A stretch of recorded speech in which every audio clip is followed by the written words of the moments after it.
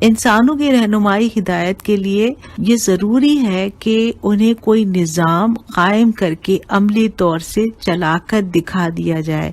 کیونکہ انسانی نفسیات اتنی آسانی سے زبانی گفتگوؤں سے اس چیز کو نہیں مانتی، بلکہ جس چیز پر عمل درآمد ہوتا ہوا دیکھتی ہے اس سے متاثر ہوتی ہے۔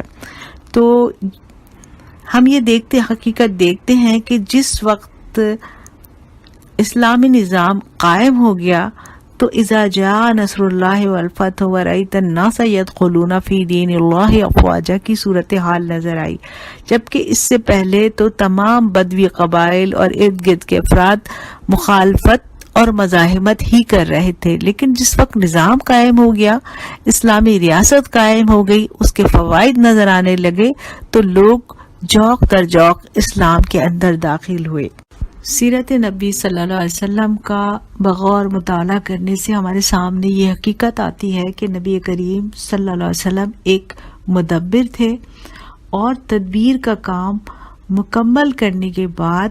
عمل پر تذبذب نہیں کرتے تھے۔ یہی وجہ ہے کہ آپ صلی اللہ علیہ وسلم ساری جدوجہد میں نہ ہمیں کہیں کسی بات پر پریشان ہوتے نظر آتے ہیں، نہ ایسے احساسات ہوتے ہیں کہ یوں نہ کرتا تو یوں ہو جاتا۔ آپ صلی اللہ علیہ وسلم غور و فکر کرتے، مشورہ کرتے اور پھر مسائل کا حل تلاش کرنے کا ایک فیصلہ کر لیتے اور ان پر عمل درآمد کرتے تھے۔ آپ صلی اللہ علیہ وسلم کی منصوبہ بندی میں ترجیحات مقرر ہوتی تھیں، آپ مرحلہ وار کام کو لے کے چلتے تھے اور آپ کی منصوبہ بندی طویل میعاد کی بھی ہوتی تھی اور مختصر میعاد کی بھی ہوتی تھی۔ یہ تمام پروسیجر ہمارے لیے مشعل راہ ہے۔ نبی کریم صلی اللہ علیہ وسلم اپنے بعد اپنی امت کو یہ ذمہ داری دے کے گئے ہیں کہ اس دین کی حفاظت بھی کرنی ہے اور اس دین کو دیگر اقوام تک پہنچانا بھی ہے۔ تو نبی کریم صلی اللہ علیہ وسلم کی سیرت سے سبق حاصل کرتے ہوئے ہم نے اپنی زندگی کی ترجیحات طے کرنی ہے، منصوبہ بندی کرنی ہے اور یہ پلاننگ کرنی ہے کہ ہم نے کس طرح ڈائیلاگ کے ذریعے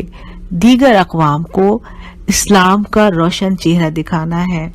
ہم نے ان کی اختلافی باتوں پر دلائل کے ساتھ گفتگو کرنی ہے اور انہیں دلیل سے قائل کرنا ہے، اپنی بات کو پوری سوجھ بوجھ کے ساتھ کس طرح پیش کرنا ہے اور اپنی بات مؤثر انداز میں کس طرح ترسیل کرنی ہے، یعنی افیکٹو کمیونیکیشن ہم نے سیکھنی ہے اور ہم نے اس کے ذریعے